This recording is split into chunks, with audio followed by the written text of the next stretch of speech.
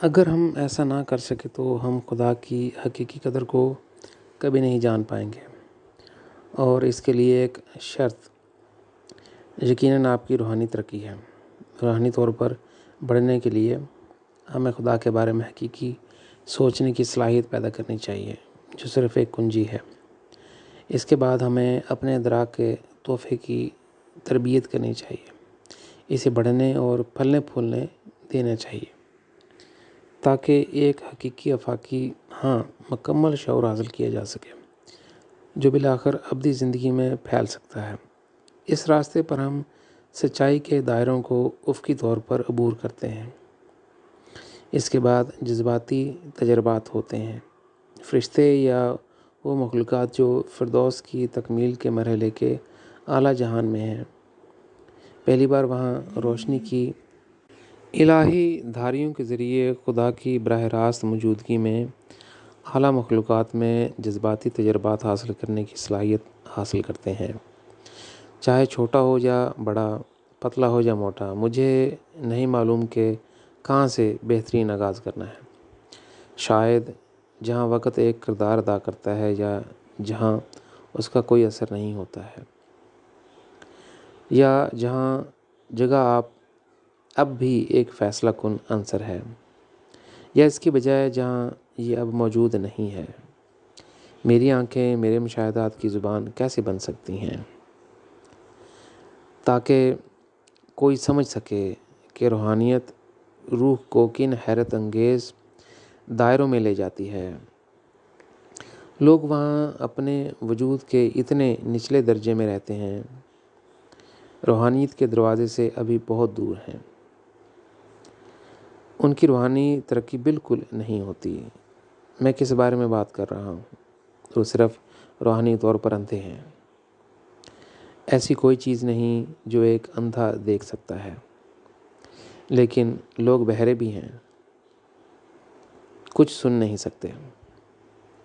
ان کا نہ دل ہے نہ جذبات، ان کے ہوش اڑ گئے ہیں۔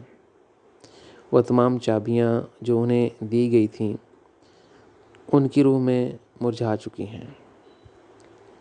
یہ میرے کہنے کے لیے صرف ایک آخری بات رہ گئی ہے۔ میں نے خدا کے حیرت انگیز فضل سے ایک نئے انسانی دور کا آغاز کیا ہے۔ یہ روحانیت کا دور ہے۔ یہ جملے میرے دماغ یا دل سے نہیں نکلے، یہ خدا ہی تھا جس نے ذاتی طور پر مجھ سے یہ الفاظ کہے: تم نے نئے انسانی دور کے دروازے کھول دیے ہیں۔ تم ہمیشہ کے لیے زمین پر میری بادشاہت کے بانی رہو گے، جس میں انسانیت کو میرے راستے میں اپنی روحانیت کا پتہ چلتا ہے، کیونکہ تم میرا دل ہو، آج کے لیے اور ہمیشہ کے لیے۔ اور اس طرح میں خود کو خوش قسمت سمجھ سکتا ہوں کہ انسان کا روحانی سفر اس دنیاوی زندگی میں ہی شروع ہو سکتا ہے۔ موت پھر کبھی خدا کے بیٹوں اور بیٹیوں پر غالب نہیں آئے گی۔ زمین پر اپنی زندگی کے دوران وہ روحانی زندگی کے مظاہر کا مشاہدہ کرنے کے لیے زمینی وجود کی حدود کو عبور کر لیں گے، جس میں وہ اپنے ظاہری جسم کی موت کے بعد ہمیشہ کے لیے زندہ رہیں گے۔ لیکن روحانی زندگی میں ابھی بہت طویل سفر طے کرنا ہے۔ جہاں تک ہمیں جانا ہے، میں کہاں ہوں گا، کوئی نہیں جانتا۔ موت ہمارے تمام زمینی رشتوں کو الگ کر دیتی ہے، کیونکہ ہر ایک اپنی روحانی نشوونما کے مطابق، اپنی محبت کے مطابق دوسری روحانی دنیا میں جاتا ہے۔ وہاں سے ہم میں سے ہر ایک کے لیے بالکل نئی چیز شروع ہوتی ہے۔ یہ ایک انتہائی افسوسناک حقیقت ہے۔ یہیں سے بہت سے ٹوٹے ہوئے دلوں کی کہانیاں شروع ہوتی ہیں۔ لیکن ہمارے سب سے پیارے خدا نے مجھ سے کہا: تم نے میری نئی زمین اور میری نئی جنتوں کے دروازے کھول دیے ہیں۔ میری منشا اب اس زمینی سیارے پر پوری ہوگی، لیکن اس میں کتنا وقت لگے گا؟ اس بار پھر خدا نے میرے دل کو تسلی دی جب وہ یہ کہتا رہا: اس صدی کے آخر میں یہ سب کچھ شروع کیا جائے گا اور نئی صدی میں سامنے آئے گا۔ اپنی طویل تاریخ کے دوران انسانوں نے بار بار اپنی جہالت کا مظاہرہ کیا ہے۔ انہوں نے ہر بنیاد کو گرا دیا ہے۔ میں خدا کے سامنے جھکتا ہوں اور پوری امید کرتا ہوں کہ وہ دوبارہ یہ تباہ کن غلطی نہیں کریں گے۔ میری خواہش ہے کہ لوگ آخرکار تمام وعدوں کو پورا کریں اور خدا کی آواز پر عمل کریں۔ خدا کی منشا آخرکار زمین پر پوری ہو جیسا کہ جنتوں پر ہے۔ پھر اس کرۂ ارض پر ایک نئی بنی نوع انسانیت وجود میں آئے گی۔ وہ کس قسم کے انسان ہوں گے؟ وہ لوگ جو اس سب کے لیے تیار اور اہل ہیں۔ یہ سیارہ خدا کے پیاروں کا ہوگا۔ ایک ایسی انسانیت جو خدا پر مرکوز ایک عالمی خاندان کی تعمیر کرے گی۔ ہمیں کم از کم ایک چھوٹی سی بنیاد کو اپنے جذبے میں رکھنا چاہیے تاکہ ہم اس سفر کو مزید آگے بڑھا سکیں۔ جب ہم اس دنیا کو دیکھیں گے جس کی گواہی میرے ہونٹ دیتے ہیں، مجھے واقعی نہیں معلوم میں نے اپنی آنکھوں سے جو کچھ دیکھا۔ اس جگہ جہاں میں خدا کے ساتھ رہا ہوں اس نے میرے دل دو ٹکڑے کر دیا۔ میں ہر چیز کو الفاظ میں بیان نہیں کر سکتا جیسا کہ میں نے تجربہ کیا ہے، اور جب ہم وہاں پہنچیں گے میں اس سے بھی کم جانتا ہوں۔ ایمانداری سے جواب آپ کے دل میں ہے۔ میرے ساتھیوں، میں آپ کو ایک دن، ایک سال یا 1000 سال نہیں دے سکتا۔ میرا سفر کب مکمل ہوگا؟ خدا نے مجھے پہلے ہی بتا دیا ہے۔ اس نے میرا ہاتھ پکڑا اور مجھے سب کچھ دکھایا۔ بہت سے عجیب و غریب کوہ مقام۔ میری راتیں بے خواب ہیں۔ آج جب میں اپنے آس پاس کی حقیقت کو دیکھتا ہوں تو اس کے لیے میری امید ختم ہو جاتی ہے۔ رات کو لگتا ہے کہ میں ابدی زندگی کا شہنشاہ ہوں اور اگلے دن میں ایک دکھی فقیر کے سوا کچھ نہیں ہوں۔ آج زمین پر ماحول اچھا نہیں ہے۔ بار بار ہم یہ سنتے ہیں کہ امید آخری دم تک ختم ہو جاتی ہے، لیکن وہ امید بھی اس مرتد بے دین زمینی ماحول کے ذریعے کھائی جاتی ہے، بالکل کھا لی جاتی ہے۔ میرا سفر ہر چیز کے باوجود جاری رہے گا۔ میری وفاداری روحانی زندگی سے بالا تر ہے۔ در حقیقت یہ اس سے بہت آگے ہے، کیونکہ یہ صرف ایک ذات کی وجہ سے ہے اور وہ خدا ہے۔ زمین پر میری آخری سانس اور روحانی زندگی میں ہر دوسری سانس خدا کی محبت سے تعلق رکھتی ہے۔ مجھے امید ہے کہ میرے سفر کی کہانی اپنے تمام مشاہدات اور تجربات کے ساتھ، جسے میں نے ایک بڑے قالین کی طرح آپ کے سامنے بچھایا ہے، آپ کی مدد کر سکے گا۔ اگر آپ خود کو اس میں کھینچنے دیں تو یہ آپ کے دل کی کچھ کھڑکیاں کھول سکتا ہے۔ اس طرح میرے لیے ممکن ہے کہ میں آپ کی روحانیت کی بنیاد رکھ سکوں، خاص طور پر آپ کے جذبات کی دنیا کے لیے جب تک میں زندہ ہوں۔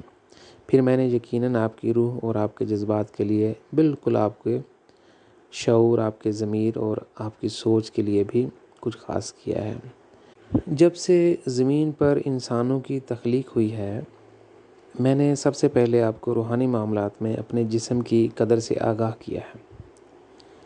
اس کی منفرد صلاحیت یہ ہے کہ آپ اپنی روحانی نشوونما کو ایک راکٹ کی طرح کھربوں نوری سالوں تک تیز کر دیں۔ اگر آپ اسے صحیح محرک کے ساتھ اس سمت میں لے جائیں، آپ اپنی کوششوں کا پھل اپنی آنکھوں سے اپنی روح میں دیکھ سکتے ہیں، جبکہ آپ ابھی بھی زمین پر زندہ ہیں۔ یہاں ہر چیز اپنی نئی شروعات لیتی ہے۔ زمین سے آپ پہلے ہی موت کے بعد کی زندگی کا مشاہدہ کر سکتے ہیں اور اس میں بے شمار مشاہدات اور تجربات کر سکتے ہیں۔ میں صرف یہی دعا کر سکتا ہوں کہ میرے بعد اس کرۂ ارض پر اس سے بھی بڑے لوگ نمودار ہوں۔ میں جانتا ہوں کہ خدا نے اس کا وعدہ کیا تھا، پھر بھی میرے دل میں درد بھرا رہا جب خدا نے مجھ سے کہا، مستقبل میں زمین میرے بیٹیوں اور بیٹیوں سے آباد ہوگی، جو بہتر سنتے ہیں اور جو کچھ تجربہ کرتے ہیں اس سے زیادہ بانٹتے ہیں۔ جب میں ان الفاظ کے بعد خوشی خوشی زمین پر واپس آ رہا تھا تو خدا نے مجھے ایک بار پھر اپنے پاس بلایا، میرے بیٹے میرے پاس آؤ۔ اس نے مجھے اپنی باہوں میں لے لیا اور پیار سے میرے کان میں سرگوشی کی، میرے دل، میں نے تمہارے لیے ساری ابدی زندگی تلاش کی ہے۔ ہاتھ جوڑ کر تم نے میرے ساتھ اپنا سفر شروع کیا، تم نے دیکھا ہے کہ میں ہمیشہ امید کے ساتھ مزید تخلیقات لاتا ہوں، صرف تم جیسا کوئی اور ضائع ڈھونڈنے کے لیے۔ لیکن پھر بھی میں اندر سے جانتا ہوں کہ میں تم جیسا دوسرا نہیں دیکھوں گا۔ میں تمہیں دوبارہ کبھی کھونا نہیں چاہتا، بس ابدی زندگی میں میرے ساتھ رہو۔ تمہارے ساتھ میں نے اپنی تخلیق مکمل کی۔ جب خدا کے بارے میں نے کہا تھا جو میں جانتا ہوں کوئی اور نہیں جانتا، تمہارے ساتھ حقیقت بن گیا۔ اور اس طرح میں ان بے شمار راتوں میں سے ہر ایک میں اپنے آپ سے کہتا ہوں مجھے زیادہ سے زیادہ ظاہر کرنا چاہیے۔ شاید اسی بنیاد پر کوئی اور عظیم انسان ظہور پذیر ہو سکتا ہے جو اسی طرح خدا کے حقیقی اور ضروری ماخذ کے بارے میں بتا سکتا ہے۔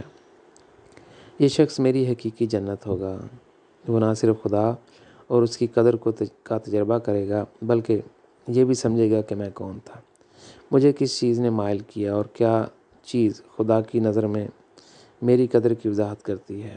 وہ اس بات کو تسلیم کرے گا کہ میں نے کیا کیا اور انسانیت کے فائدے کے لیے محسوس کیا۔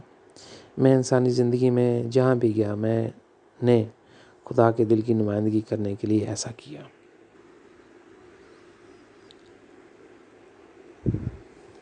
خلاصہ ایکسرسائز۔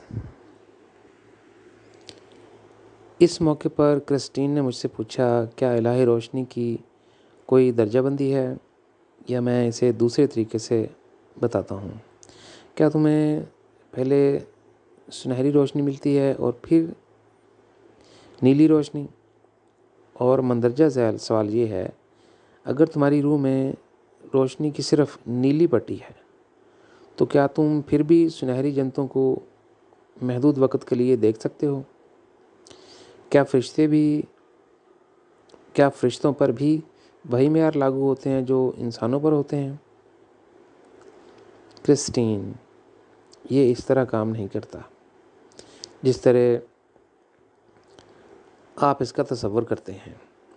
سفید روشنی کے سنہری اور پھر نیلے رنگ کی کوئی درجہ بندی نہیں ہے، نہ ہی فرشتوں کے لیے خدا کی طرف سے کون سا نور حاصل کرنے کا کوئی طریقہ مقرر ہے۔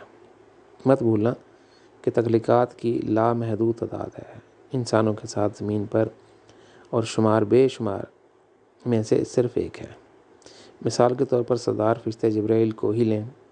جب آدم نے خدا سے منہ موڑ لیا تو تمام فرشتے زمین پر چلے گئے، لیکن جبرائیل نہیں۔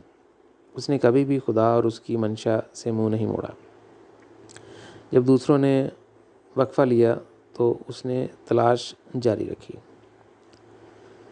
یہاں تک کہ جب زمین پر ماحول تاریک اور بدتر ہو گیا وہ خدا کے لیے انسانی امید کی تلاش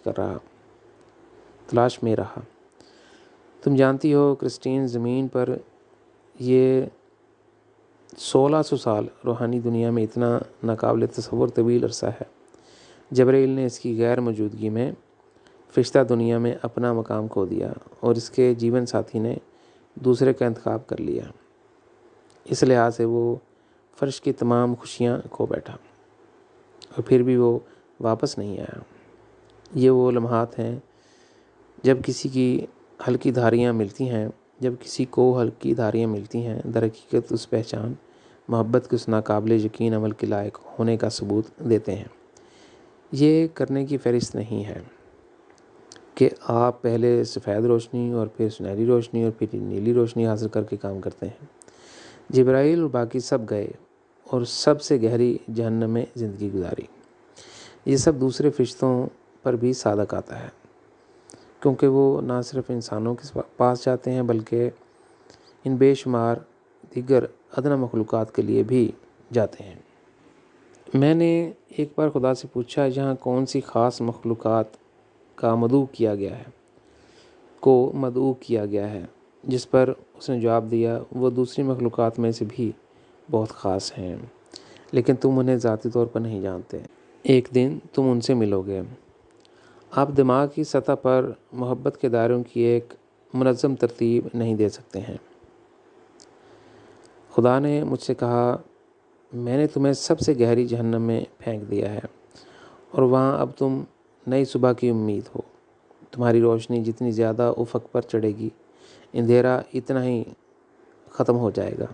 کرسٹین، فرشتے صرف ایک مخلوق ہیں جن کی تخلیق اور جنت میں تمہیں نامعلوم مخلوقات کا سمندر ملے گا۔ مختلف مخلوقات کا یہ کثیر الثقافتی امتزاج تمہیں مغلوب کر دے گا۔ یہ صرف ہماری کم روحانی ترقی کی وجہ سے ہے، جسے ہم بہت کم جانتے ہیں۔ بلا شبہ یہ بھی ایک کردار ادا کرتا ہے کہ اس تمام عرصے میں ہم صرف فرشتوں کے آبجیکٹ رہے ہیں۔ انہیں ماضی میں ہم پر اختیار دیا گیا تھا، اس لحاظ سے ہم ان کی کالونی ہیں، جیسے ہندوستان کئی دہائیوں تک انگلستان کے لیے ایک کالونی تھا۔ یوں ہم اپنی عادات اور اپنے ارد گرد کے حالات کا شکار ہو گئے ہیں۔ جو ہم نہیں جانتے وہ یہ ہے کہ بہت سی دوسری کالونیاں بھی ہیں، جیسے کہ فرانسیسی اور ہسپانوی وغیرہ۔ اگر کوئی چیز کسی خاص ترتیب کے تابع ہوتی تو ہم صرف علم کے بارے میں بات کر رہے ہوتے، ایک ایسا شعبہ جس میں صرف سائنسدان ہی مہارت رکھتے ہیں۔ لیکن ایسا نہیں ہے کہ روشنی کی پٹی کیسے کام کرتی ہے۔ یہ صرف اس صورت میں کام کرتی ہے جب آپ تمام خوشیوں کو پیچھے چھوڑ دیں، در حقیقت اس سے آگے بڑھیں۔ مذاہب بہترین طور پر ایک دن جنت میں جانے کے خواہش مند ہیں، اور دوسری طرف ہم جبرائیل کو دیکھتے ہیں جو فردوس کو ترک کر دیتا ہے، اپنے جیون ساتھی کی محبت اور ساری خوشیاں۔ کرسٹین، تم اس چیز کو جانتی ہو، اس ساری چیز کا خدا سے مقامی قربت سے کوئی تعلق نہیں ہے۔ یہ چیز تو چھوڑو کہ پیروکار انبیاء یا مسیح کے کتنے قریب تھے۔ پیٹر کو دیکھو، ساری زندگی عیسیٰ کے ساتھ رہا، پھر بھی وہ روحانی طور پر نابینا تھا۔ اس لیے عیسیٰ نے اسے پوچھا، کیا تم میرے آسمانی باپ کے گھر کو جانتے ہو؟ کیا تم کبھی وہاں گئے ہو؟ شرمندہ ہو کر پیٹر کو نفی میں جواب دینا پڑا۔ آنند مہاتما بدھ کے بہت قریب تھا، پھر بھی مہاتما بدھ نے اس سے کہا، تم نے میرے ساتھ پورے 40 سال گزارے، دہائیوں تک ندی تمہارے ساتھ ساتھ بہتی رہی، تم جتنا چاہتے اتنا پانی پی سکتے تھے، لیکن اب میرے مرنے پر تم نے رونا شروع کر دیا ہے۔ اور آنند نے روتے روتے جواب دیا، آج مجھے پہلی بار اس بات کا علم ہوا ہے۔ دردناک طور پر مجھے احساس ہے کہ میں روحانی زندگی میں دوبارہ اس لطف میں کبھی نہیں آ سکوں گا۔ کرسٹین، بہت سے لوگ پکارتے ہیں، میں خدا کے قریب ہونا چاہتا ہوں، میں خدا کے دائیں یا بائیں کی طرف بیٹھنا چاہتا ہوں۔ لیکن خدا کے قریب ہونے کے لیے تمہیں اس آگ میں بھی جلنا ہوگا، اور اس طرح کہ تم میں سے کچھ بھی باقی نہ رہے، تبھی تم اس کا حصہ بنتے ہو۔ جب تمہارے پاس کچھ بھی نہیں بچتا ہے، خدا اپنی لامحدود محبت اور ناقابل فہم نیکی میں تمہیں ایک نئی شناخت کے ساتھ ابھرنے دیتا ہے۔ لیکن حقیقت میں محبت کے شعلوں نے تمہیں پوری طرح جذب کر لیا ہوتا ہے۔ یہی وہ معیار ہے جسے حاصل کرنا ہے۔ زمین پر لوگ یہ سمجھتے ہیں کہ وہ کچھ خاص ہیں اور وہ خدا کے بائیں یا دائیں رہ سکتے ہیں، لیکن یہ سچ نہیں ہے۔ ان میں سے ایک بھی کچھ خاص نہیں ہے۔ کرسٹین، ذرا غور کرو، 19 روحانی ہستیاں خدا کے ساتھ براہ راست بیٹھتے ہیں، اور وہ مجھ سے کہتے ہیں، او ضائع، خدا کے ہونٹوں سے ہم صرف تمہارا نام ہی سنتے ہیں، گویا ہم موجود ہی نہیں تھے۔ ہم دن رات خدا کے ساتھ ہیں، اور تم اس قدر دور ہو کہ اس وقت روحانی زندگی کی دہلیز میں بھی داخل نہیں ہوئے تھے، وہ جگہ جہاں خدا نے بھی تمہارے اور ہمارے لیے گھر بنایا تھا۔ لہٰذا روشنی کی ان الوہی پٹیوں کا خدا کے قرب سے کوئی تعلق نہیں ہے، بلکہ تم اس جلتی ہوئی محبت کو کس قدر برداشت کر سکتے ہو، تم اس میں کتنا چمک سکتے ہو، اور تم اس کے ذریعے کتنا ابھر سکتے ہو۔ یہ وہ قدر ہے جو آخر میں شمار ہوتی ہے، اور ہمارے خالق کی طرف سے روشنی کی سنہری اور نیلی پٹیوں کے ذریعے محبت کے ایک عمل کے طور پر ظاہر ہوتی ہے۔ روشنی کی یہ لکیریں محبت سے خدا کا براہ راست عمل ہیں۔ ایمان اعمال کی ترغیب دیتا ہے۔ بہرحال یہ اعمال فردوس میں اچھا مقام حاصل کرنے کے لیے ایک فائدہ مند معاملہ ہے۔ ہلکی پٹیاں حاصل کرنے یا ایمان پر مبنی نیک اعمال انجام دینے کے لیے جو محرکات فیصلہ کن ہیں وہ ایک دوسرے سے بالکل مختلف ہیں۔ وہ نہ تو ایک جیسے ہیں اور نہ ہی ان میں کوئی چیز مشترک ہے۔ ایمان جنتوں میں دھوئیں کے ایک ستون کی طرح ہے۔ یہ اشارہ کرتا ہے کہ کہیں فاصلے پر آگ لگ رہی ہے، اور اس طرح آپ یہ جاننے کے لیے سفر سے نکلے کہ آگ کہاں جلتی ہے۔ یہ سفر زندگی کے مقصد کی تلاش ہے، جس پر ایمان ہی محرک ہے اور آپ کا اپنا ادراک عمل کو جنم دیتا ہے۔ سخت الفاظ میں یہ سفر جتنا لمبا رہے گا اتنا ہی آپ اپنے ایمان کو پیچھے چھوڑیں گے اور روحانی تصورات کے ساتھ آغاز کریں گے۔ پھر اگر آپ نے آگ دیکھی تو آپ ایمان و عمل کے دائرے کو پیچھے چھوڑ چکے ہیں۔ مثال کے طور پر ابراہیم وقت کے ایسے موڑ پر تھا جب اسے فیصلہ کرنا تھا کہ آیا وہ آگ سے موت کو قبول کرے یا اپنی جان بچانے کے لیے تمام مخلوقات کے واحد خالق پر اپنا ایمان ترک کرے۔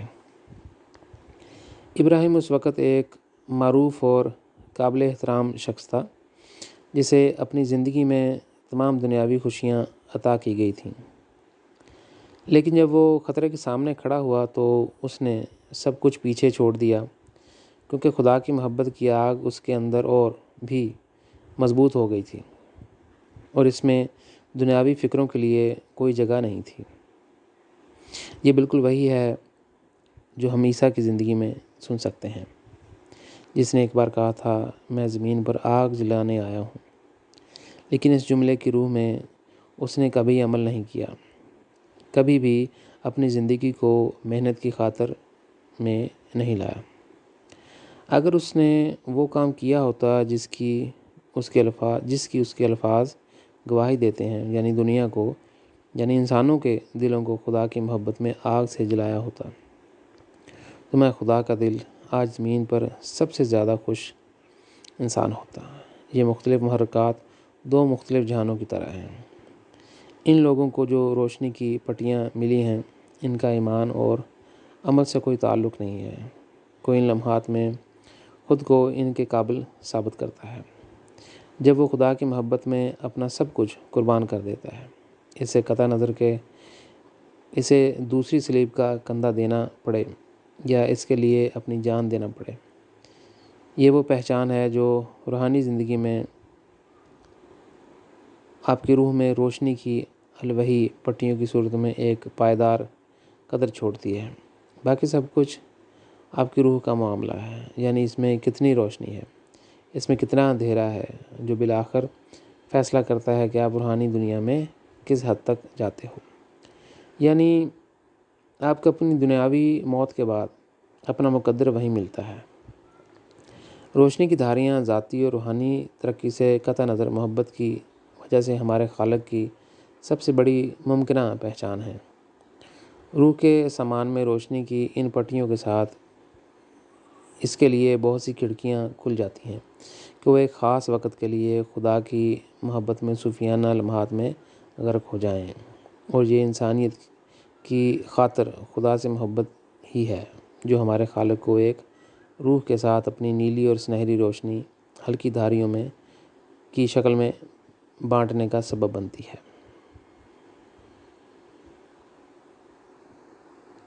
اب ہم ایک نئے باب میں آ گئے ہیں۔ بالا ترین جنتوں میں خدا کے خاندان سے میری ملاقات۔ My meeting with God's family in the highest heaven۔ میری آدھی رات کی دعا اور 2 بجے کے بعد میں بستر پر چلا گیا۔ اگر رات کا اندھیرا مجھے گھیر لے تو میں اپنی آنکھوں میں خدا کی کرسٹل نیلی روشنی دیکھتا ہوں جو میرے ارد گرد کی ہر چیز کو روشن کر دیتی ہے۔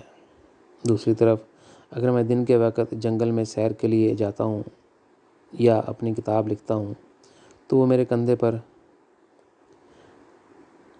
بیٹھ جاتا ہے۔ کبھی کبھی یہ میرے ارد گرد رقص کرتا ہے، سامنے اٹھتا ہے، ایک طرف پھسل جاتا ہے، یا بس خود کو پیچھے کی طرف گزرنے دیتا ہے۔ اس رات میں اپنے بستر میں اپنی پیٹھ کے بل لیٹ گیا، میری نظریں اوپر کی طرف تھیں۔ اپنے اوپر میں نے ایک بہت بڑا آسمان دیکھا جس میں لاکھوں سورج اپنی تابکاری میں ایک دوسرے سے آگے نکل رہے تھے۔ میرے کمرے میں دن کی روشنی تھی، دن کی طرح روشنی تھی۔ روشنی کی ایک چمکتی کرن میری آنکھوں سے گزری، اور اگرچہ میرا جسم بہت تھکا ہوا تھا، میری روح ظاہر ہے کہ جلد از جلد اس سے الگ ہونے کا انتظار نہیں کر سکتی تھی، اور اس طرح یہ باہر نکل گئی۔ اگرچہ میں ابھی تک سو نہیں رہا تھا، ایک سیکنڈ کے ایک حصے میں میری روح پہلے سے ہی خدا کے براہ راست تسلط کے تحت بالا ترین جنتوں میں بڑی چوٹیوں اور سرسبز وادیوں پر ایسی فضا میں پرواز کر رہی تھی جس کی زمینی آب و ہوا سے کوئی مماثلت نہیں تھی۔ وہاں کے موسمی حالات کو الفاظ میں بیان نہیں کیا جا سکتا، صرف جنتوں کا موسم ہی روح کو صوفیانہ بنا دیتا ہے۔ لمحہ بلمحہ ایک نئی بہار آتی ہے اور ہر چیز کو اپنے نئے اور پھر بھی ہمیشہ پرفتن جادو کی طرح کھینچتی ہے۔ یہ خدا کے نور سے بھرا ہوا ایک ہمیشہ بدلتا ہوا ماحول پیدا کرتا ہے۔ میں ہوا میں اونچا منڈلا رہا تھا اور خود کو آہستہ آہستہ بہنے دے رہا تھا۔ اس فردوس کی خوبصورتی کو قریب سے دیکھنے کے لیے میں نے بس خود کو نیچے چھوڑ دیا۔ جنتوں کی ہوا کی طرف سے اٹھائے ہوئے میں آہستہ سے نیچے کی طرف لپکا۔ پلک جھپکنے کے اندر میں ابدی زندگی میں کسی بھی جگہ موجود ہو سکتا ہوں، چاہے وہ ماضی ہو، حال ہو یا مستقبل۔ پہلے کی طرح میری امید خالی جاتی رہی، کیونکہ جہاں بھی میں نے صرف چند انسانوں کو دیکھا۔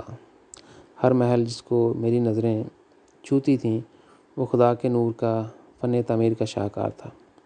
ان شاندار عمارتوں میں سے ایک جو بظاہر ہیرے کی بنی ہوئی تھی اور خدا کے نور کے تمام رنگوں سے جگمگا رہی تھی، نے میری توجہ اپنی طرف کھینچ لی۔ لیکن جس چیز نے مجھے زیادہ متوجہ کیا وہ ایک خاتون گانے کی آواز تھی، جس کے نغمے نے مجھے جادوئی انداز میں اپنی طرف متوجہ کیا۔ میری روح کی ہر چنگاری اس صوفیانہ ماحول میں کھو گئی۔ اس جنتوں کے سحر انگیز نسواں آواز اور اس دلفریب موسیقی کے ماحول کے امتزاج نے میرے تمام حواس چھین لیے۔ میں محل کے سامنے اترا۔ خاتون آواز کے علاوہ میں نے ایسی کوئی چیز نہیں سنی اور نہ دیکھی جو اس جنتوں کے ماحول میں کسی دوسرے وجود کی نشاندہی کرتی ہو۔ میں محل کی دہلیز کے پار گیا اور موسیقی کے پیچھے چل پڑا۔ ایسا لگتا تھا کہ یہ آواز کسی اور دنیا سے آئی ہے، در حقیقت کسی اور کائنات سے، جس کی دہکتی آوازوں کی ایسی ہم آہنگی بن رہی تھی جو پہلے کسی کان نے نہیں سنی تھی۔ ایسا لگ رہا تھا کہ میری ٹانگیں خود سے دوڑے جا رہی ہوں۔ اچانک خاموشی چھا گئی۔ میں نے سوچا کہ یہ خاموش کیوں ہو گیا؟ میں غصے سے اس بڑے محل کے بیچ میں کھڑا ہو گیا، نہ جانے کس راستے سے جانا تھا۔ چند لمحوں کے لیے میں رک گیا۔ میں نے چاروں طرف نظر دوڑائی تو اچانک محل کے ایک کونے سے ایک دل فریب عورت نمودار ہوئی۔ اس کی نیلی اور سنہری روشنی کرسٹل سے زیادہ روشن تھی۔ اس کی خوبصورتی اس فردوس سے زیادہ ہم آہنگ تھی۔ وہ میری طرف آئی، مجھے گلے لگایا اور بوسوں سے میرا چہرہ ڈھانپ لیا۔ مجھے لگا جیسے وہ مجھے عمروں سے جانتی ہو۔ اس نے میرے ہاتھ پکڑے اور میری طرف استقامت سے دیکھا۔ میں حیران تھا کہ میں کہاں ہوں۔ اس نے بس مجھے اپنے ساتھ کھینچ لیا۔ اچانک ہم ایک پرنسلی حال میں داخل ہوئے، جیسے عربین نائٹس کی کوئی چیز ہو۔ اس کی نگاہ نے ہر وہ چیز ڈال دی جو میں نے کسی سایہ میں دیکھی تھی۔ میری آنکھوں کو یقین نہیں آ رہا تھا کہ ان کے سامنے کیا ہو رہا ہے۔ جنتیں ایسے فن تعمیر کو جادوئی طور پر کیسے نکال سکتی ہیں؟ یہ محض غالب تھا۔ محبت کی میٹھی بھاری خوشبو کے ساتھ رومانس کا ایک اشارہ ہوا میں تھا، اور اس حال کو اس کے شاندار والٹ میں بھر گیا۔ اگلے ہی لمحے میں 1000 وولٹ کی طرح ہل رہا تھا۔ چونک کر میں نے ہال کے وسط میں دیکھا، وہاں میرے سامنے خدا اپنی خود مختار نشست پر براجمان تھا۔ میرے پاؤں اس طرح رک گئے جیسے اس جگہ پر جڑ گئے ہوں۔ اس کے قدموں میں مختلف نر اور مادہ مخلوق بیٹھے ہوئے تھے، جن میں میرے ساتھی سمیت تعداد 21 تھی۔ میں گھٹنوں کے بل جھک گیا اور اس کے سامنے جھک گیا جس کی محبت میں اپنے وجود کا ہر لمحہ مقروض ہوں۔ خدا کے ساتھی اٹھے اور میری طرف آئے۔ انہوں نے مجھے کھڑے ہونے کو کہا۔ اب میرے سامنے یہ مخلوق دنیا کے عجائبات کی ایک قطار کی طرح لگ رہی تھی۔ حالانکہ جسے ہم زمین پر دنیا کے عجائبات کہتے ہیں، وہ اپنی ظاہری شکل کا مقابلہ بھی نہیں کر سکتے۔ ان کو دیکھ کر میری آنکھیں اشک بار ہو گئیں، ایک لمحے کے لیے بھی خود کو کھول نہ سکیں۔ ان کی تخلیق کا عمل خدا کی منفرد چمکتی ہوئی روشنی اور کبھی نہ ختم ہونے والی خوبصورتی اور فضل کا مظہر تھا۔ حسن بھی ان کے سامنے جھکتا نظر آتا تھا۔ ان کی محبت نے مجھے ایسے گلے لگایا جیسے میں ہمیشہ سے ان کے ابدی خاندان کا حصہ رہا ہوں۔ خدا مجھ پر مسکرایا۔ بڑی حساسیت سے اس نے مجھ سے اعتراف کیا، میں چاہتا تھا کہ تم مجھ سے یہاں اس جنت میں ملو۔ تمہیں جیسا کہ میں جانتا ہوں، اور میں جانتا تھا کہ اس کی آواز تمہیں یہاں لے آئے گی۔ پراسرار طور پر ہمارے ارد گرد کا ماحول کڑکتا ہوا محبت کی سمندر میں ڈوبا ہوا تھا۔ اس سب نے مجھے بے آواز کر دیا۔ میں نر اور مادہ کے ساتھ خدا کے قدموں میں بس گیا۔ میری نظر میں انہیں سب سے خوش کن مخلوق بننا تھا۔ غیر محسوس طور پر مخلوقات میرے قریب اور قریب تر ہوتے گئے، اور اس طرح ایک لفظ کہے بغیر مجھے خدا کے قریب اور قریب تر دھکیل دیا۔ انہوں نے مجھے 1 ملی میٹر کی اجازت نہیں دی، اور اس طرح ایک وقت آیا کہ میری روح براہ راست خدا کو چھوڑ گئی۔ میرے پیارے خالق نے شفقت سے اپنا بازو میرے کندھوں پر رکھا اور اپنے ہونٹوں سے میری پیشانی کو سہلا دیا۔ آہستہ سے اس کی آواز میرے کانوں تک پہنچی۔ کیا تم جاننا چاہو گے کہ یہ کون ہے؟ اس سے پہلے کہ میں جواب دیتا، اس نے کہا، یہ میرا خاندان ہے۔ میں نے ان کے چہروں کی طرف دیکھا جو بظاہر غائب تھے۔ اگلے ہی لمحے ان کی روح کی شکل میں کچھ باقی نہ رہا۔ یہ تمام مخلوقات روشنی کے گولے بن گئے جو کرسٹل کی طرح چمک رہے تھے، گرم پانی کے چشموں گیزرز کی طرح، جن سے لاکھوں سورج کی روشنی نکلتی ہے۔ ہمارے آس پاس کی ہر چیز ان کے ناقابل فہم تابکاری کے سمندر میں ڈوبی ہوئی تھی۔ جتنی جلدی وہ تبدیل ہوئے، اگلے ہی لمحے انہوں نے دوبارہ اپنی روحانی شکل اختیار کر لی۔ سمندر کی طرح گہری آنکھوں سے انہوں نے پلک جھپکتے میری طرف دیکھا۔ اب میں نے خود کو نیچے دیکھا اور محسوس کیا کہ میری بھی اب کوئی شکل نہیں رہی۔ میں ایک دھڑکتی ہوئی نیلی سنہری روشنی کی طرح خدا کے پاس بیٹھ گیا۔ خدا نے باقی سب کو مخاطب کرتے ہوئے کہا، وہ ہم میں سے ایک ہے۔ خوش ہو کر مخلوقات نے اسے جواب دیا، واقعی وہ ہم میں سے ایک ہے۔ میں نے پہلو سے خدا کی طرف دیکھا۔ اس کا چہرہ، اس کے ہاتھ، ہاں اس کی الہی شکل بھی اب روشنی میں تحلیل ہو گئی، لیکن اس کے ساتھ یہ بالکل مختلف تھا۔ میں نے اس کی نیلی اور سنہری روشنی کو نہ پہچانا۔ وہ ایک طاقتور تابکاری کا مجسمہ تھا جو جنتیں اور زمین یہاں تک کہ ابدی روحانی زندگی کو کھا سکتا تھا۔ ایک بالکل مسلط کرنے والا نظارہ جس سے اندازہ ہوتا ہے کہ خدا کس قابل ہے اگر اس کی محبت کا سرچشمہ ایک دن خشک ہو جائے۔ میں نے متوجہ ہو کر اس کے الہی چہرے کی تلاش کی، اس کی روشنی کے مرکز میں دیکھا، گویا اس نے میری آرزو کو محسوس کیا۔ اس کا پیارا چہرہ دوبارہ نمودار ہوا، ایسا لگتا تھا جیسے کوئی زندہ دل اپنی ہی روشنی میں نمودار ہوا اور غائب ہو جائے۔ اب خدا نے مجھ سے بات کی۔ تم جانتے ہو زائر، تم اس خاندان سے پہلے موجود تھے، اس لحاظ سے تم پہلے ہو۔ یاد رکھو، جب کچھ بھی پیدا نہیں ہوا تو تم نے مجھے بچپن میں دیکھا، پھر میں روشنی کا ایک گولا بن گیا۔ میں نے یہ واقعہ اپنے سامنے دیکھا اور جواب دیا، ہاں اے باپ، مجھے یاد ہے۔ خدا نے آگے کہا، اس وقت میرا بچپن تھا۔ شروع سے میں چاہتا تھا کہ تم بچپن سے ہی میرے ساتھ بڑھو، لیکن ان دنوں میں جب بھی روشنی کے گولے کی طرح تمہیں بغیر کسی شکل کے نمودار ہوتا تھا تو تم ڈرتے تھے۔ ہاں میں اسے اپنے ساتھ دیکھ رہا ہوں، میں نے جواب دیا، لیکن اب تمہیں میرے بے شکل اور شکل سے ڈر نہیں لگتا۔ تمہارے پیچھے ایک طویل روحانی سفر ہے۔ سنہری اور نیلی جنتوں میں میرے بہت سے بیٹے اور بیٹیاں ہیں، وقتاً فوقتاً تم ان سے وہاں ملتے رہو گے۔ میں نے اسے چھوتے ہوئے جواب دیا، اے باپ، یہ میرے لیے ایک خاص اعزاز کی بات ہے کہ میں یہاں اس بالا ترین جنتوں میں تمہارے پاس بیٹھا ہوں جو تمہاری براہ راست تسلط میں ہے۔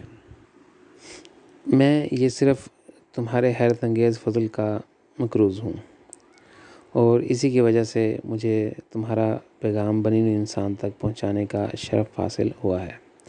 خدا کی نظریں اب ہمارے ارد گرد موجود مادہ اور نر مخلوقات پر ٹکی ہوئی تھیں۔ جب اس نے ان سے پوچھا، کیا میرا دل، میرا ضائع اس تخلیق سے بالا تر ہے؟ متفقہ طور پر اس کے بیٹوں اور بیٹیوں کا جواب گونج اٹھا، اے آسمانی والدین، وہ بھلائی کے ساتھ بالا تر ہے، وہ مقدس سے بڑھ کر ہے۔ خدا نے ان کا جواب سنا اور اب جاننا چاہا، کیا میرا دل زندگی کا ابدی درخت ہے؟ ایک بار پھر ان کی آوازیں بلند ہوئیں، اے باپ، وہ زندگی کے ابدی درخت سے بڑھ کر ہے، وہ محبت کے درخت سے بھی اوپر ہے۔ ان جملوں کی وجہ سے خدا کے چہرے پر ایک بے چین مسکراہٹ پھیل گئی۔ اس سے پہلے کہ وہ کہے، میرا دل ضائع انسانی تخلیق میں پیدا ہوا جو کہ میری متعدد تخلیقات میں سے صرف ایک ہے۔ اس لیے کیا وہ انسانی تخلیق ہے یا ان میں سے ایک ہے؟ ضائع انسانی تخلیق کی طرح نہیں ہے، وہ زمان و مکان سے ماورا ہے۔ کوئی دوسری مخلوق اس بات کا اندازہ بھی نہیں لگا سکتی کہ تمہاری نظر میں اس کے لیے کیا مقام ہے اور وہ تمہارے لیے اپنے دل میں کیا محبت رکھتا ہے۔ خدا کے چہرے پر مسکراہٹ پھیل گئی، لیکن اگلا سوال اس کے ہونٹوں سے آ رہا تھا، کیا محبت کو میرے دل کے سامنے، میرے ضائع کے سامنے جھکنا چاہیے یا محبت کے آگے گھٹنے ٹیکنا چاہیے؟ گویا آواز ایک ہی منہ سے محل میں گونجی، محبت تیرے دل کے سامنے جھک جائے گی۔ خدا نے خوشی سے آرام کیا اور بظاہر اس لمحے کا لطف اٹھایا، لیکن وہ اس مقام پر رکنا نہیں چاہتا تھا اور اس لیے اس نے دوبارہ بات کو شروع کیا، میں بھی ضائع کی محبت، اپنے دل کی اس محبت کے آگے جھک گیا ہوں۔ اس لیے میں تم سے پوچھتا ہوں، میرے بیٹوں اور بیٹیوں، اب اس کا کیا مقام ہے؟ خوش اور مسرور ہو کر انہوں نے اپنے آسمانی والدین کو جواب دیا، اب سے اس کی جگہ تمہارے کندھوں پر ہونی چاہیے۔ خدا نے خوشی سے ان کے چہرے پر ایک وسیع قہقہ لگایا۔ ایک بار پھر اس نے جاننا چاہا، کیا واقعی اسے میرے کندھوں پر رہنے دیا جائے؟ ہاں، ایسا ہی ہوگا۔ میں نے اس کا جواب سنا۔ تم جانتے ہو، جب میں نے تمام مختلف مخلوقات کو تخلیق کرنا شروع کیا، تمام جہانوں اور دنیاؤں کو قدرت کے عجائبات سے نوازا اور انہیں بہت سی مخلوقات سے آباد کیا، تو میرا دل ہمیشہ چیختا تھا جب میں سوچتا تھا کہ کیا کبھی کوئی ایسا وجود بھی ہوگا جو اس سے آگے نکل جائے۔ یہاں تک کہ میں اپنی تخلیق سے محبت کرتا ہوں، ہاں، جو مجھ سے میری خواہش سے بھی زیادہ محبت کرے گا، یا اپنی ابدی تخلیق میں خواب دیکھنے کی ہمت بھی کرے گا، میں ہمیشہ اس ہستی کو دیکھنے کی خواہش رکھتا ہوں۔ یہ وہ جو میری طرح اپنے دل میں محبت کا ایک لامحدود سمندر لیے ہوئے ہے، جس کی گرجتی لہریں میرے دل کی سطح پر دھڑکتی ہیں، جو اپنے وجود کی چٹان پر صرف اس لیے چڑھتا ہے کہ وہ میری تخلیق کو اس کی محبت میں اس سے زیادہ قریب سے گلے لگا سکے، جتنا کہ میں تمام وجود کا خالق کرتا ہوں۔ میں اس ہستی کے لیے ترس رہا ہوں جو مجھے ہر چیز سے زیادہ پیار کرتا ہے، کوئی مجھے اتنا قریب سے گلے لگا لے کہ آخرکار میں اپنی اداسی، اپنا خالی پن اور میرے ٹوٹے ہوئے دل سے آزاد ہو جاؤں۔ ازل سے پہلے میں نے اپنے آپ سے پوچھا، میں اس ہستی کو کیا کہوں گا؟ ایک بار پھر اس کے بیٹے اور بیٹیوں کے ہونٹوں پر ایک ساتھ آیا، اس کا نام خدا کا دل ہونا چاہیے۔ غور سے دیکھو، آج وہ تمہارے پاس بیٹھا ہے۔ اب خدا کی آنکھوں میں خوشی چمکی اور اس نے مجھ سے پوچھا، کیا تم نے سنا کہ انہوں نے کیا کہا؟ کیا واقعی یہ سچ ہو سکتا ہے؟ میں نے شرمندہ ہو کر جواب دیا، مجھے نہیں معلوم۔ میرے جواب پر سب کی ہنسی نکل گئی۔ خدا نے مجھ سے پھر زور سے پوچھا، کیا تم واقعی نہیں جانتے؟ میں اپنے پہلے جواب پر قائم رہا، جسے میں نے غیر متزلزل طور پر دہرایا، نہیں، میں واقعی میں نہیں جانتا۔ شاید تم آج میرے ساتھ مذاق کرنا چاہتے ہو، شاید تم میرے دل کو تسلی دینے کی کوشش کر رہے ہو۔ ظاہر ہے یہ نہ صرف تمہیں بلکہ تمہارے بیٹوں اور بیٹیوں کو بھی بہت خوشی دیتا ہے۔ خدا نے اپنے بچوں کو پکارا، مجھے بتاؤ، کیا ہم ضائع کے ساتھ مذاق کر رہے ہیں؟ کیا ہم صرف اس کے دل کو تسلی دینے کی کوشش کر رہے ہیں کیونکہ اس نے میری خاطر اتنی سلیبیں اٹھائیں، یا یہ ہمارے لیے سنجیدہ معاملہ ہے؟ اے آسمانی باپ، یہ ایک اہم معاملہ ہے۔ ضائع کو اسے اتنی ہی سنجیدگی سے دیکھنا چاہیے۔ خدا نے اپنا چہرہ میری طرف پھیر لیا اور کہا، دیکھو، ہم سب اس معاملے میں سنجیدہ ہیں۔ میں نے جواب دیا، پھر میں حیران ہوں کہ آپ سب اتنے دل سے کیوں ہنس رہے ہیں؟ اب اس کی ساری خوشی اس کی آواز کی چوٹی پر خدا کی طرف سے پھٹ گئی۔ اس کے بیٹے اور بیٹیاں بھی نہ ٹھہر سکے۔ انہوں نے ایک دوسرے کی طرف دیکھا اور باری باری میری طرف۔ خدا نے اب ان سے کہا کہ اے میرے بچوں، ہم اس کا کیا کریں تاکہ وہ بھی مانیں کہ ہم سنجیدہ ہیں؟ ہم اسے کیسے سمجھائیں کہ ہم واقعی وہی کہتے ہیں جو ہم کہتے ہیں؟ تناؤ سے تمام آنکھوں کے جوڑے خدا کی طرف دیکھ رہے تھے جب اس نے اپنے سر سے اپنا تاج لیا اور کہا، یہ نیا تاج ہے جسے میں ان تمام مخلوقات کے حاکم اور خالق کے طور پر پہنتا ہوں۔ میرے دل کو یہ سمجھنے کے لیے ہم کیا کر سکتے ہیں کہ میرے الفاظ میرے لیے کتنے اہم ہیں۔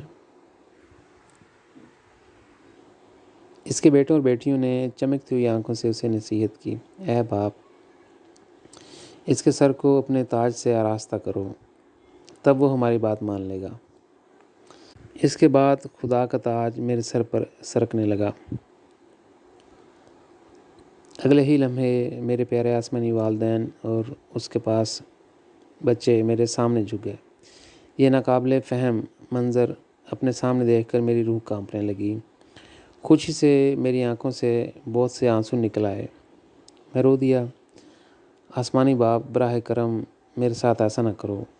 ہر بار تم میرے سامنے جھکتے ہو، میں نہیں جانتا کہ اسے زمین سے لوگوں کو کیسے سمجھاؤں، اسے زمین کے لوگوں کو کیسے سمجھاؤں۔ میرے دل میں نہیں چاہتا، میں یہ نہیں چاہتا۔ پھر خدا نے اپنے بیٹوں اور بیٹیوں سے پوچھا، ضائع تمام مخلوقات کو کیا جواب دے؟ انہوں نے یک زبان ہو کر جواب دیا، وہ ان کے سامنے اعلان کرے کہ وہ خدا کا پیارا بیٹا ہے جس نے آخرکار تمہارے دل کو آزاد کر دیا۔ پیارے آسمانی باپ، اسے فخر کے ساتھ اعلان کرنا چاہیے، جو تاج میرے سر پر سجتا ہے وہ تیرے خالق کا تاج ہے۔ خدا نے میری طرف عاجزی سے دیکھا اور پھر پوچھا، کیا تم اب سمجھ گئے ہو کہ یہ معاملہ ہمارے لیے کتنا سنگین ہے؟ سب کی طرف متوجہ ہوتے ہوئے اس نے مزید کہا، یہ سب سے بڑا ممکنہ تحفہ ہے جو میں اسے پیار سے دے سکتا ہوں۔ میرے بچوں، کیا تم سمجھتے ہو کہ میرا تاج اس کے سر پر رکھ دینا کافی ہے؟ خوش ہو کر وہ واپس آئے۔ اے باپ، یہ کافی سے زیادہ ہے، تم بھی اسی کے ہو، ہم سب ایک ساتھ ہیں۔ شرارت سے میرے آسمانی والدین نے مجھ سے دوبارہ پوچھا، اچھا کیا تم اب مجھ پر یقین کرتے ہو؟ اب جس طرح اس نے مجھ سے پوچھا، اس سے مجھے بھی ہنسی آ گئی۔ اداسی اور خوشی ایک موقع پر ملے۔ میں اپنی ناقابل فہم خوشی اور ناقابل تصور اداسی کے جذبات کی کشمکش میں ایک ہی وقت پر ہنسا اور رویا بھی۔ ایک لرزتی ہوئی آواز کے ساتھ میں نے خدا سے کہا، اے باپ، میں جانتا ہوں کہ جہاں میں تمہارے ساتھ کھڑا ہوں وہ خوابوں کی دنیا نہیں ہے، یہاں تک کہ ایک بھی ایسا نہیں جس میں ایمان لے جا سکے۔ یہ جنت یہاں حقیقت ہے۔ مجھے نہیں معلوم کہ اپنی محبت، اپنی یکجہتی، اپنی وفاداری اور تمہارے لیے اپنی محبت کیسے واپس کروں۔ میں نے تمہارے دل کو ان تمام چیزوں سے آزاد کرنے کے لیے کافی کچھ نہیں کیا ہے، جس نے اس پر عمروں سے بوجھ ڈالا ہے۔ جب میں اپنے مشن کو دیکھتا ہوں تو حقیقت مجھے ظالمانہ طور پر دکھاتی ہے کہ میں تمہاری بادشاہت بنانے میں ناکام رہا ہوں۔ اس لمحے خدا نے مجھے اشارہ کیا، میرے ہاتھ پکڑو۔ میں باہر پہنچ گیا اور اگلے ہی لمحے ہم سب 21 ایک دائرے میں اکٹھے کھڑے تھے، لیکن ہمارے دلوں میں محبت کے بندھن سے ظاہری طور پر اپنے ہاتھوں سے جڑے ہوئے تھے۔ خدا نے ہر ایک کو گلے لگایا اور کہا، بیٹھو، میں تمہارے لیے ایک نغمہ گانا چاہتا ہوں۔ ضائع، یہ سن کر کہ تمام مخلوقات کے خالق نے اپنی لامحدود محبت میں میرے لیے صرف ایک نغمہ گانا چاہا، میرے پاؤں کے نیچے سے قالین کھینچ لیا۔ اس کی بے پناہ نعمت مجھ پر بارش کی طرح اس کی محبت کی بہت بڑی خوشی کے طور پر گری۔ میں نے اس کی طرف پھیلی ہوئی آنکھوں سے دیکھا، اپنی محبت کو الفاظ میں بیان کرنے سے قاصر تھا۔ میرا دماغ صاف ہو چکا تھا اور میرا دل بہت پہلے تصوف کی لہروں میں ڈوب چکا تھا۔ میرے سر پر تاج کے ساتھ میں پیار سے اپنے پیارے اور اس کے الہی بچوں میں گھرا ہوا تھا۔ اب محبت کے مرکز میں خدا نے میرے لیے نغمہ گانا شروع کیا۔ پہلے نوٹ کے ساتھ ہی اعلیٰ تخلیقات کی روحانی زندگی نے اپنے پراسرار پردے کو کھول دیا۔ اس نے مجھے اپنے کبھی نہ ختم ہونے والے جنتوں کی ایک جھلک دی، جہاں اب تمام مخلوقات اس صوفیانہ تجربے کا مشاہدہ کر رہی ہیں، جیسا کہ ایک ایمفی تھیٹر میں جنتوں نے تقریبات کبھی نہ ختم ہونے والی صفوں کو بھر دیا، تاکہ ہمارے خالق کی طرف سے ادنیٰ ترین مخلوقات سے محبت کے اس اعلان کو مکمل خاموشی کے لمحے میں سن سکیں۔ خدا کے صوفیانہ گلے سے پہلی آواز کے ساتھ اس کی محبت کی لہریں اس کے ہر جملے کو سب سے قیمتی تحفے کی طرح ابدیت کی وسعتوں میں لے گئیں۔ اگر تم میرے نہ ہوتے تو میں اندھیروں سے کیسے نکل سکتا؟ تم ہی وجہ تھی کہ مجھے اندھیروں سے بھاگنا پڑا۔ میں نے تمہاری وجہ سے محبت کو جنم دیا۔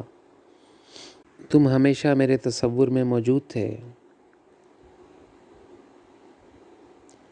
ہمیشہ میرے اپنے احساسات کا حصہ، لیکن صرف آج، زمانوں کے بعد، کیا تم میرے سامنے ایک وجود بن کر کھڑے ہو؟ تم ہی تھے کہ میں نے ان تمام ابدی جنتوں کو پیدا کیا۔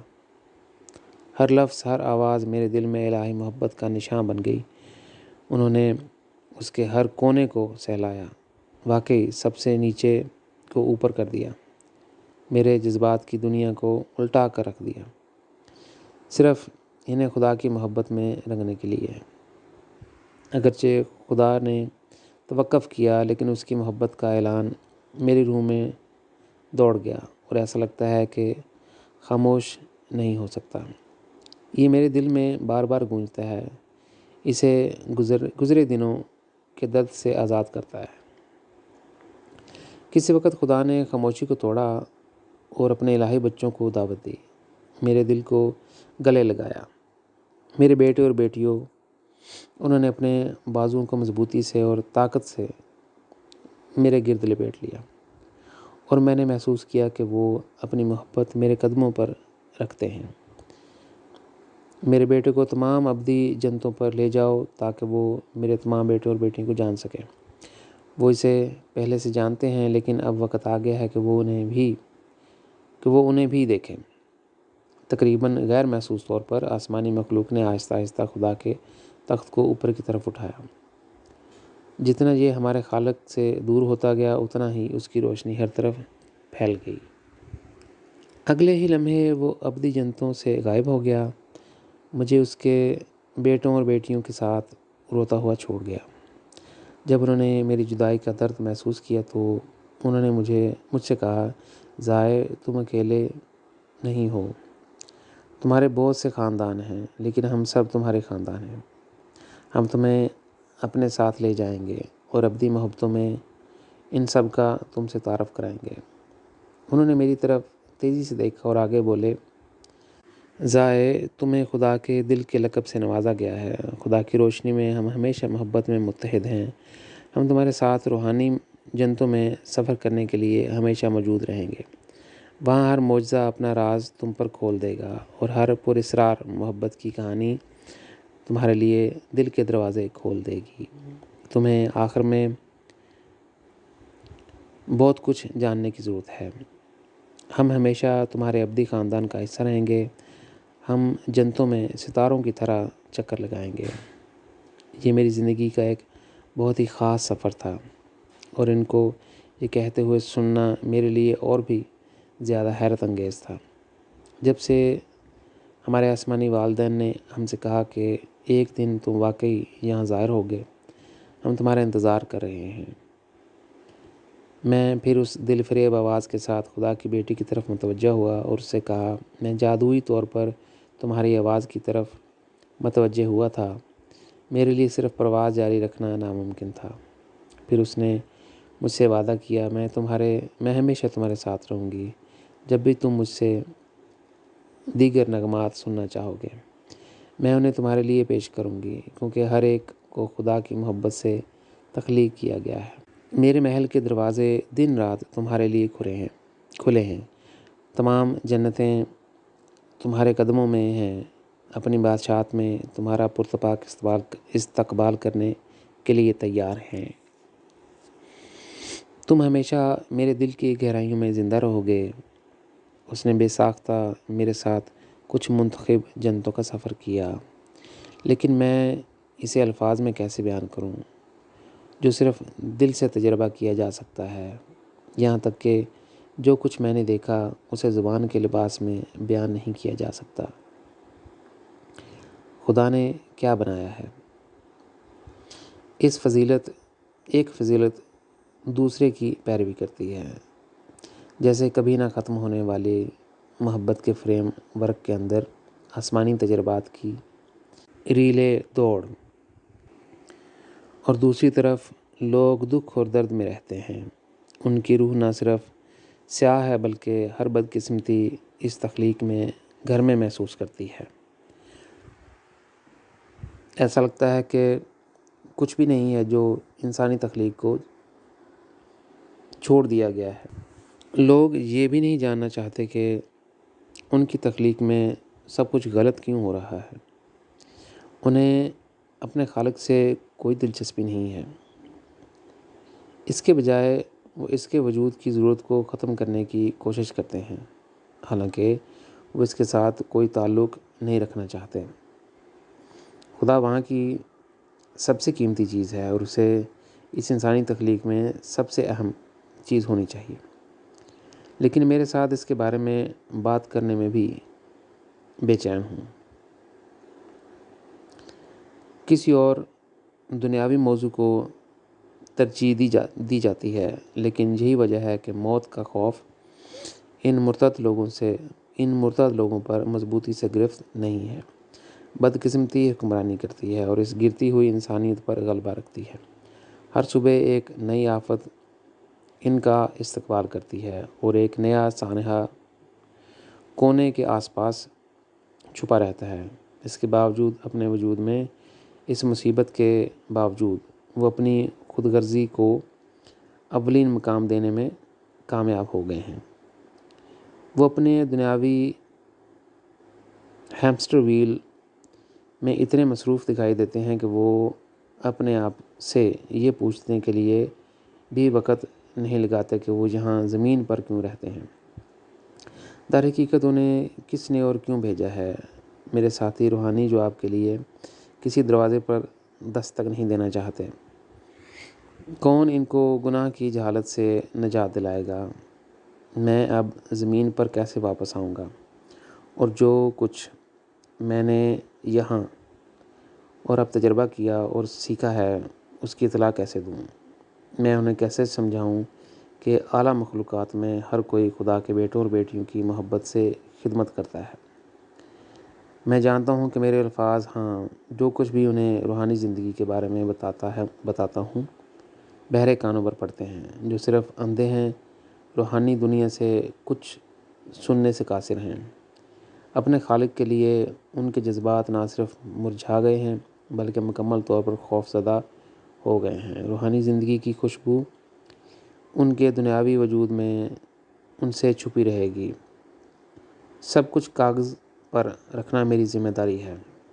مجھے اپنے پراسرار سفر کو تمام شاندار روحانی رازوں کے ساتھ لکھنا چاہیے، کیونکہ لوگوں کی رائے یا عقیدے سے قطع نظر یہی ابدی زندگی کی حقیقت ہے۔ وہ اپنے ہی جسم کا شکار ہو چکے ہیں، اپنے دماغ کے سامنے مجبور ہو چکے ہیں۔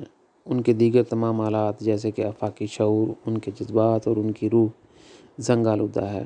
وہ اپنے روحانی سامان میں تاریکی کے سوا کچھ نہیں رکھتے۔ وہ ہر کالی جہنم کی وجہ ہیں جسے وہ اپنا روحانی گھر کہیں گے۔ ان کی خود غرضی سے بڑھ کر کوئی چیز ترقی یافتہ نہیں۔ ہر وہ مصیبت جو ان کو ان کی گرتی ہوئی دنیا میں مبتلا کرتی ہے، وہ خود ہی ان کا مقابلہ کر چکے ہیں، اور جب عذاب ان کے لیے ناقابل برداشت ہو جاتا ہے تو ان کا نوحہ آسمانوں کی طرف بلند ہو کر مدد طلب کرتا ہے، اے اللہ تو کہاں ہے؟ لیکن جب تھوڑی دیر کے لیے ان کی زندگی میں سب کچھ آسانی سے چلتا نظر آیا، وہ خوش فہمی کی دوڑ رفتار لائن میں گاڑی چلا رہے تھے۔ وہ خدا کو جاننے کے زیادہ قریب نہیں تھے۔ ہمارا خالق کوئی ایسی چیز نہیں تھی جس کی ان کے وجود میں کوئی جاننے لائق قدر ہو۔ ان کی جان پہچان یا دوستی بھی اس قابل نہیں تھی کہ اس کے لیے کوشش کی جائے۔ کوئی نہیں جاننا چاہتا تھا کہ خدا کون ہے۔